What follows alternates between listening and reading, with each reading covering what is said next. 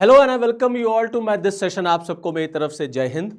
तो आज के इस सेशन में आप सब मेरे साथ जुड़े हुए हैं एक बहुत इंपॉर्टेंट टॉपिक पर डिस्कशन करने के लिए। दोस्तों, जिस तरीके से हालात दुनिया के चल रहे हैं ये इशारा करते हैं, जो कॉन्फ्लिक्ट लगातार दो देशों के बीच में हो रहे हैं, जैसे अमेरिका और यूरोप के बीच में एक जो कॉन्फ्लिक्ट अब इधर बना हुआ है, रशिया यूक्रेन वॉर अभी चल ही रहा है, अमेरिका ईरान वॉर कभी भी शुरू हो सकता है। लास्ट ईयर हमने देखा इजराइल और ईरान, अमेरिका और ईरान के बीच, मतलब दुनिया जो है, the world is on the verge of third world war. ऐसा कहा भी जा रहा है कि दुनिया जो है वो तीसरे विश्व युद्ध की तरफ बढ़ रही है। मतलब कहीं से भी ये हालात बिल्कुल भी अच्छे नहीं है। लेकिन थर्ड वर्ल्ड वॉर से ज्यादा इंपॉर्टेंट अमेरिका और चीन के बीच में होने वाला युद्ध है, क्योंकि अमेरिका और चाइना ये दो ऐसे देश हैं जिनकी नियति जो है वो वॉर के लिए है। मतलब इनकी नियति में, इनकी किस्मत में, इनकी डेस्टिनी में वॉर लिखा ही लिखा है। अब ऐसा मैं क्यों कह रहा हूं? क्योंकि जिस टॉपिक को आज मैं डिस्कस करने जा रहा हूं वो टॉपिक इसी से रिलेटेड है कि आखिरकार में क्या अमेरिका और चाइना धीरे ही धीरे सही लेकिन वॉर की तरफ बढ़ रहे हैं।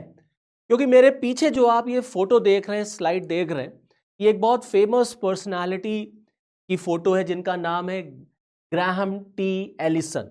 ये ग्राहम टी एलिसन एक अमेरिकन स्कॉलर है, अमेरिकन पॉलिटिकल साइंटिस्ट है। इनकी एक बुक जो है अब पब्लिश होती है, that is destined for war, America and China. मतलब इनका मानना है कि अमेरिका और चीन के बीच युद्ध होके रहेगा, आज नहीं तो कल, लेकिन होगा ही होगा। थर्ड वर्ल्ड वॉर हो या ना हो, लेकिन इन दो देशों के बीच में जो हालात बनते हुए हैं उन हालातों के आधार पर यह बहुत पहले से कहा जा रहा कि इन दोनों के बीच में युद्ध होगा ही होगा।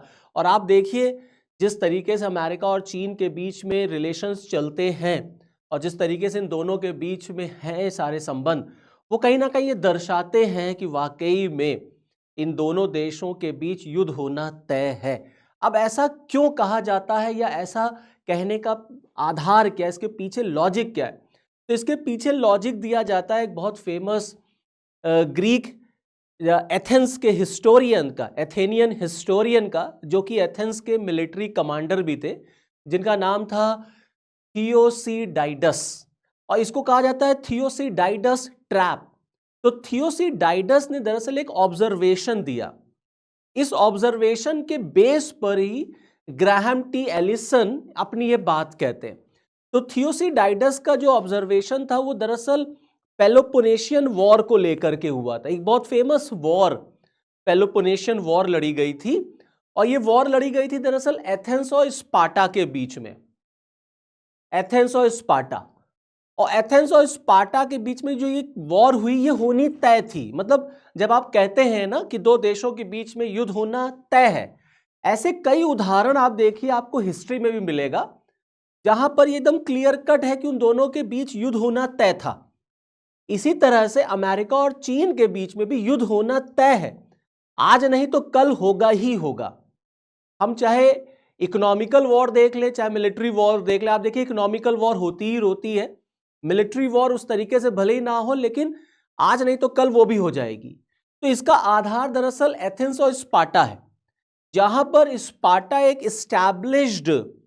एस्टैब्लिश्ड राज्य था, साम्राज्य था, और एथेंस जो था वो एक इमर्जिंग साम्राज्य था, राज्य था। तो थियोसीडाइडस जो ट्रैप है, या थियोसीडाइडस थ्योरी जो है, वो ये कहती है कि जो एक उभरती हुई ताकत होती है, दो तरह के देश कह लीजिए, दो तरह की पावर्स कह लीजिए, दो तरह के राज्य कह लीजिए, वो आपको देखने को मिलता है। एक होगा जो इमर्जिंग पावर होगी, जो उभरती हुई ताकत होगी। एक होगी जो एस्टैब्लिश्ड होती है, जो स्थापित होती है। तो जो स्थापित ताकत होती है उसको हमेशा खतरा इमर्जिंग पावर से होता है, और जो इमर्जिंग पावर होती है वो एस्टैब्लिश्ड पावर को रिप्लेस करना चाहती है। The emerging power always wants, the emerging power always has the ambition to replace the hegemony of the established power. तो जैसे for example Sparta was the established power and Athens was the emerging power in Greece. Obvious सी बात है, Sparta को Athens के emergence से खतरा था और फाइनली इन दोनों के बीच में पेलोपोनेशियन वॉर देखने को मिलता है। आज के टाइम में अगर आप देखेंगे तो आप देखिए America is the established power. America की दादागिरी, अमेरिका की हेजेमनी, अमेरिका का वर्चस्व हम सब देख रहे हैं कि किस तरीके से अमेरिका अपने आप को जो है वो स्टैब्लिश कर रहा, और खास तौर से डोनाल्ड ट्रंप के रिजीम में इस समय जो हालात चल रहे हैं, अमेरिका बिल्कुल भी अपने उस हेजेमनी से कॉम्प्रोमाइज नहीं करना चाहता। दूसरी तरफ there are certain powers which are emerging, कुछ ऐसी ताकतें हैं जो इमर्ज कर रही हैं, जिसमें चाइना भी है, जिसमें चीन भी है, और आफ्टर अमेरिका अगर कोई नेक्स्ट पावरफुल प्लेयर है जो अमेरिका को काउंटर कर सकता है तो वो रशिया नहीं है, अब वो चीन है। एक समय में यूएसएसआर होता था, जिसको आज हम लोग रशिया कहते हैं। जब डिसइंटीग्रेशन हो गया यूएसएसआर का तो वो रशिया हो गया, बट रशिया में आज वो बात नहीं रही, इसीलिए रशिया को रिप्लेस कर लिया चाइना ने। तो इसी वजह से थियोसिडाइडस ट्रैप कहता है कि एक इस्टैब्लिश और एक इमर्जिंग पावर के बीच में युद्ध होगा ही होगा। तो यहां पर थियोसिडाइडस ट्रैप में इस बात को लेकर के आशंका जताई जाती है कि चीन और अमेरिका के बीच में जिस तरीके का कंपटीशन है वो आपको आगे चलकर के युद्ध में दिखेगा ही दिखेगा। जहां चीन एक उभरती हुई ताकत है, हर दिन कुछ ना कुछ नया चीन करता ही रहता है, इकोनॉमिकली पावरफुल है, मिलिट्रली पावरफुल है, समझ रहे हैं आप। हर चीज से चीन जो है वो अपना डोमिनेंस एस्टैब्लिश कर रहा है मार्केट में। दुनिया के तमाम देशों में आप देखेंगे चीन का वर्चस्व आपको देखने को मिलेगा, चाहे वो one belt one road initiative हो, चाहे वो किसी और प्रोजेक्ट से हो। आप देखिए हर देश में आप चीन, आप अफ्रीकन कॉन्टिनेंट में देखिए, आप यूरोपियन कॉन्टिनेंट में देखिए, सबसे अच्छा एग्जाम्पल आप वेनेजुला में देखिए। अमेरिका को ग्रीनलैंड क्यों चाहिए? The finest example of this theory, America को ग्रीनलैंड क्यों चाहिए? क्योंकि अमेरिका कहता है ग्रीनलैंड को हम नहीं लेंगे तो चीन और रशिया ले लेंगे। इसका मतलब है कि America that is the established power has a threat from the emerging power. अब वो इमर्जिंग पावर कौन है? चीन, चाइना। इसीलिए चीन जो एक उभरती हुई महाशक्ति है, वो इस्टैब्लिश्ड पावर अमेरिका को हमेशा काउंटर करेगा, चैलेंज करेगा, और अमेरिका क्या इस्टैब्लिश्ड पावर है। तो आने वाले दिनों में इन दोनों में युद्ध हो ही जाएगा, क्योंकि ये अपनी जगह छोड़ने नहीं चाहेंगे और ये इनकी जगह लेना चाहेंगे। तो ऐसी सिचुएशन में war has to happen and war will happen. युद्ध होके ही रहेगा, युद्ध को कोई टाल नहीं सकता, आज नहीं तो कल पक्का होगा। और ऐसे कई उदाहरण आपको इतिहास में भी मिलते हैं, हिस्ट्री में भी मिलते हैं। वेनेजुला को आप देख लीजिए, अमेरिका ने वेनेजुला पर जब हिट किया तो क्यों हिट किया? क्योंकि वेनेजुला के रिलेशन चीन से और रशिया से अच्छे हो रहे थे, वहां पर चीन का डोमिनेंस बढ़ रहा था। तो आप देखेंगे जहां जहां चीन का डोमिनेंस बढ़ेगा, अमेरिका चाइना को काउंटर करने के लिए पहुंच जाता है। जहां जहां अमेरिका का डोमिनेंस होता है वहां वहां चीन पहुंच जाता है। आप देखिए इंडो पैसिफिक में चीन का डोमिनेंस है तो अमेरिका भी आ जाएगा। और अगर हम इसको थोड़ा सा और पीछे लेकर के चले तो अगर हम इसकी शुरुआत आपको कोविड से बताएं, कोविड से अगर हम इसको उठाते हैं तो आप देखिए जब कोविड आया था 2020 में, तो अमेरिका ने पूरा का पूरा ब्लेम चीन पर लगाया था कि चीन is responsible for this pandemic and चीन मस्ट कंपेंसेट द लॉसेस। उस समय भी एक वॉर शुरू हो गई दोनों देशों के बीच में, and that was the trade war. America ने प्रोटेक्शनिज्म की पॉलिसी फॉलो की, संरक्षणवाद की। अमेरिका ने चीन के ऊपर टैरिफ लगा दिया, चाइना ने अमेरिका के ऊपर टैरिफ लगा दिया, और दोनों के बीच में उस दौर में ट्रेड वॉर शुरू हो गया कोविड के टाइम पर। और कोविड के टाइम पर अमेरिका जो है वो चीन पर आरोप लगा रहा था, तो चाइना जो है वो अमेरिका पे आरोप लगा रहा था। तो दोनों के बीच में आप देखेंगे कि एक तरीके का युद्ध आपको होता हुआ नजर आएगा। वो ठीक है, वो मिलिट्रली या पॉलिटिकली नहीं हुआ था, but that was also a war known as the trade war. तो अमेरिका और चीन के बीच में हमेशा आप देखेंगे। अब आप देखिए आज के अगर कुछ प्रेजेंट एग्जाम्पल्स मैं आपको लूं, भाई देखिए ग्रीनलैंड का मैंने आपको बता ही दिया कि अमेरिका ट्रंप बार बार इसीलिए परेशान है क्योंकि उनको लगता है कि नेशनल सिक्योरिटी के लिए ग्रीनलैंड जरूरी है, क्योंकि ग्रीनलैंड में चाइना वहां पर है, वेनेजुला में चाइना है, तमाम ऐसे जगहों पर जहां जहां चीन है वहां अमेरिका को जाना है, क्योंकि अमेरिका को लगता है कि चाइना उसका सबसे बड़ा कॉम्पिटिटर है और चाइना उसकी जगह लेना चाहता है। और चीन में ये ताकत, ये दम है, और चाइना का ये एम्बिशन है। जिस तरीके से चीन इकोनॉमिकली, साइंस एंड टेक्नोलॉजी, किसी भी फील्ड में आप देख लीजिए, जैसे चाइना राइज कर रहा है, तो दुनिया भर में ये स्पेकुलेशंस है कि अब अमेरिका की दादागिरी बहुत दिनों तक नहीं चलेगी। आप देख लीजिए चाइना का ताइवान के साथ जो क्लैश है, उसमें आप देख लीजिए चीन और अमेरिका के बीच में आपको क्लैश नजर आ जाएगा। चाइना हर हाल में ताइवान को लेना चाहता है वन चाइना पॉलिसी के तहत, अमेरिका ताइवान को सपोर्ट करता है। तो अमेरिका भी ये बात जानता है कि वो चाइना से किस तरीके से डील करेगा, तो चाइना को काउंटर करना अमेरिका की मजबूरी है। आप देखिए चाइना का साउथ चाइना सी में प्रेजेंस, चाइना साउथ चाइना सी, पूरा साउथ चाइना सी को अपना मानता है। तो जैसे अमेरिका एक्सपेंशनिस्ट पॉलिसी इस समय फॉलो कर रहा है, चीन भी एक्सपेंशनिस्ट पॉलिसी फॉलो करता है। तमाम जगहों पर उसके भी आपको एक्सपेंशंस दिखेंगे, चाहे वो इन्वेस्टमेंट के फॉर्म में हो, चाहे वो फाइनेंशियल हेल्प के फॉर्म में हो। तो कई ऐसे एग्जाम्पल्स आज भी आपको देखने को मिलेंगे जहां पर चीन और अमेरिका दोनों आपको आमने सामने नजर आ जाएंगे।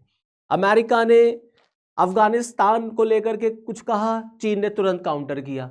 अमेरिका ने ईरान पर कुछ कहा, ट्रंप ईरान पे अटैक करने का प्लान बना रहे, चीन उसको काउंटर कर रहा है। तो अल्टीमेटली आप देखेंगे अमेरिका को सबसे ज्यादा जवाब कौन दे रहा है? चाइना। फिर चाहे वो ताइवान का इशू हो और फिर चाहे वो साउथ चाइना सी का इशू हो। आप देखिए एक तरफ America 6th generation fighter jets produce करने में लगा हुआ है। 6th जनरेशन, उनकी जो सबसे बड़ी कंपनी है बोइंग, वो 6th जनरेशन फाइटर जेट पे काम कर रही है। आर्टिफिशियल इंटेलिजेंस बेस्ड होगा ये फाइटर जेट।